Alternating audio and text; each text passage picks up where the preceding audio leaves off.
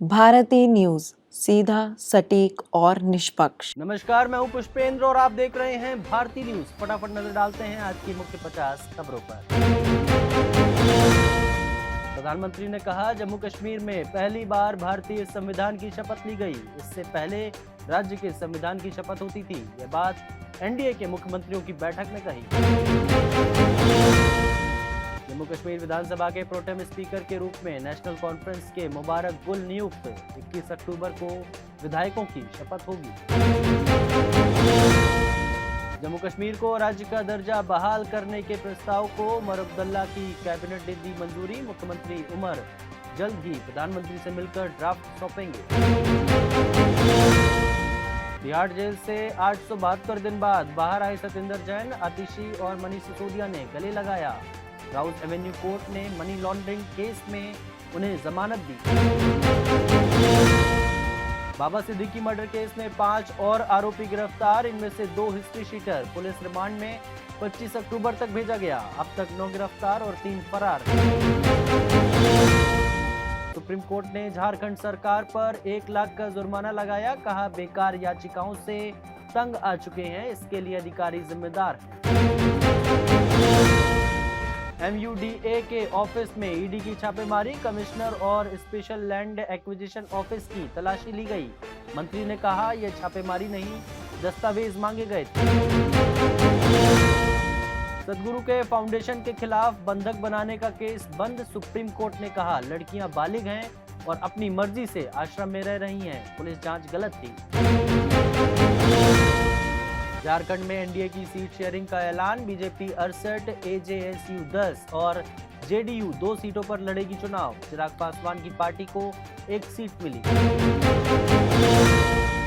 Madras high court का फैसला। राज्यपाल कैबिनेट के फैसले मानने के लिए बाध्य हैं, वे इसे बदल नहीं सकते। तमिलनाडु गवर्नर ने स्टालिन सरकार का फैसला रोका था।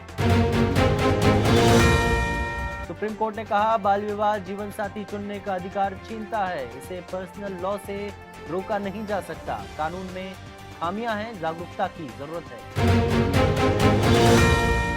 रोक के बावजूद महाकाल मंदिर के गर्भगृह में दर्शन किए गए। महाराष्ट्र सीएम के बेटे को एंट्री दी गई। मंदिर प्रशासन ने 5 कर्मचारियों पर कार्रवाई की।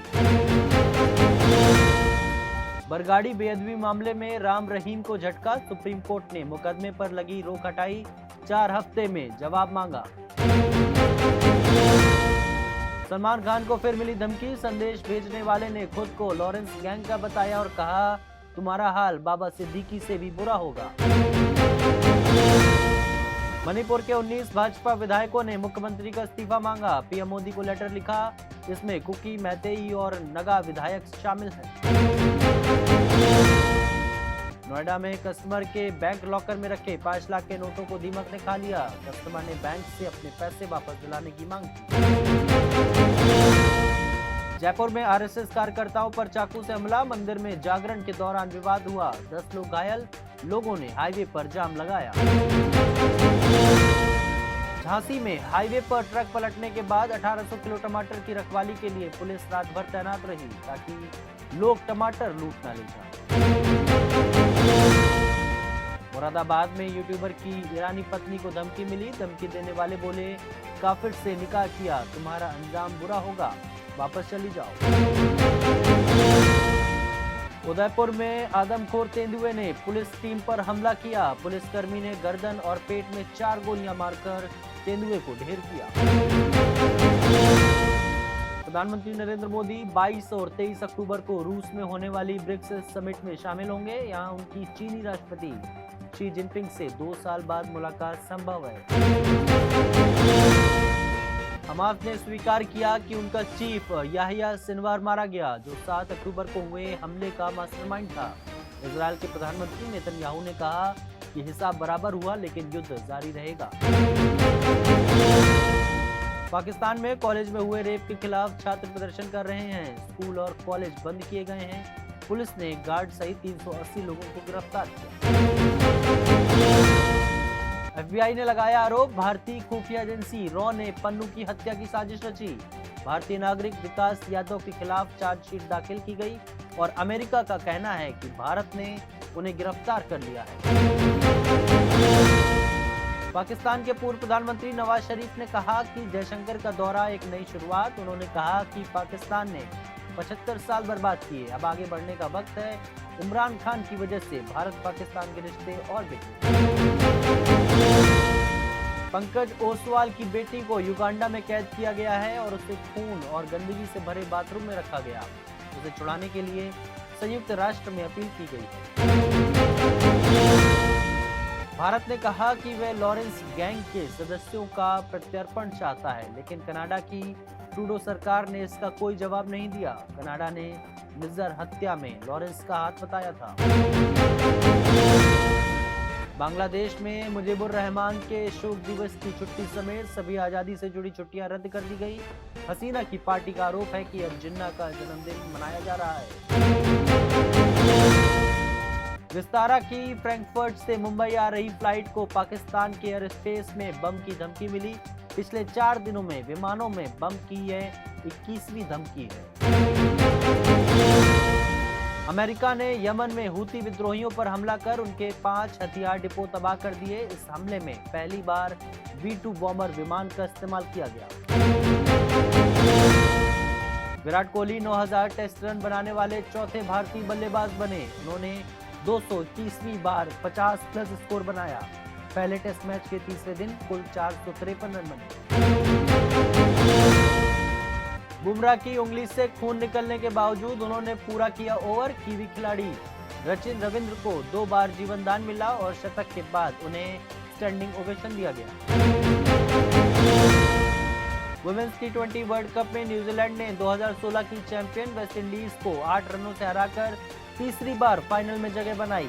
ईरन कार्सन ने 3 विकेट झटके। साउथ अफ्रीका लगातार दूसरी बार विमेंस T20 वर्ल्ड कप के फाइनल में पहुंचा। उन्होंने डिफेंडिंग चैंपियन ऑस्ट्रेलिया को 8 विकेट से हराया। एनके ने नाबाद 74 रन बनाए। पाकिस्तान ने 1338 दिन बाद अपने घर में जीत दर्ज की। मुल्तान टेस्ट में इंग्लैंड को 152 रनों से हराया। नुमान अली ने 8 विकेट झटके। पाकिस्तान क्रिकेट बोर्ड ने BCCI को लेटर लिखकर कहा कि भारतीय टीम चाहे तो हर मैच खेलकर लाहौर से स्वदेश लौट सकती है। फरवरी में चैंपियंस ट्रॉफी की मेजबानी की तैयारी हो रही है। पारस महाम्ब्रे मुंबई इंडियंस से जुड़े। वह पहले भी टीम के कोचिंग स्टाफ का हिस्सा रह चुके हैं और अब मलिंगा के साथ काम करेंगे। डेल स्टेन IPL 2025 में भी सनराइजर्स हैदराबाद के कोच नहीं रहेंगे। उन्होंने एक्स पोस्ट में लिखा कि वह 2025 में उपलब्ध नहीं रहेंगे। पिछले सीजन में उन्होंने कोचिंग से दूरी बनाई। किलियन एम्बाप्पे पर रेप का आरोप लगाया गया। स्वीडिश मीडिया रिपोर्ट्स में दावा किया गया, लेकिन एम्बाप्पे ने इसे झूठा बताया और कहा कि यह एक फेक न्यूज है। विराट कोहली ने AB डिविलियर्स के लिए लेटर लिखा, जिसमें ICC हॉल ऑफ फेम में शामिल होने पर उन्हें सबसे टैलेंटेड क्रिकेटर बताया। उनके साथ इंग्लैंड के एलेस्टर कुक और न्यूजीलैंड की नीतू डेविड भी शामिल हुई हैं। सोना पहली बार 77,000 के पार। बायजूस के फाउंडर बोले, मैं धोखेबाज नहीं, वापसी करूंगा। जियो फाइनेंस को 689 करोड़ का मुनाफा। गोदावरी बायो रिफाइनरीज का IPO 23 अक्टूबर को ओपन होगा। निवेशक 25 अक्टूबर तक लगा सकेंगे बोली। मिनिमम इन्वेस्टमेंट 14,784 रुपए। बायजूस के फाउंडर का बयान, नेटवर्थ जीरो होने के लिए बड़े निवेशक जिम्मेदार, उन्होंने साथ छोड़ा इसलिए हालात बिगड़े। जियो फाइनेंस का दूसरी तिमाही में मुनाफा 689 करोड़। सालाना आधार पर 3% की बढ़त। Interest income 205 crore. एक साल में 52% चढ़ा शेयर। जी एंटरटेनमेंट का मुनाफा 61% बढ़कर 209 करोड़। दूसरी तिमाही में रेवेन्यू 2000 करोड़ रहा। शेयर 3.77% बढ़ा।